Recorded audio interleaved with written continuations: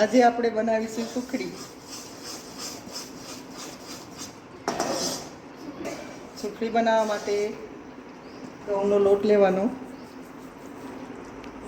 તેને શેકી નાખવાનો ઘીમાં શેક્યા બાદ તેને ગોળનો પાયો કરવાનો.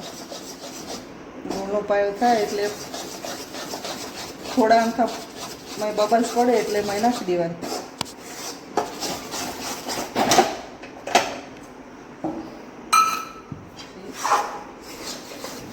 લોટ નાખીને તરત જ નીચે ઉતારી દેવાનું. નીચે ઉતારી પછી હલાવી પાણીમાં પાથરી દેવાનું. પાણીમાં થોડું ઘી લગાવવાનું.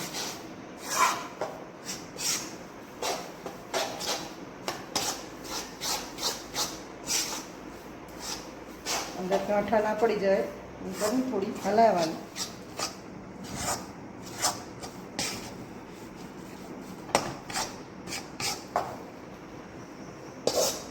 થાળીમાં લગાવી અને પાથરી દેવાનું.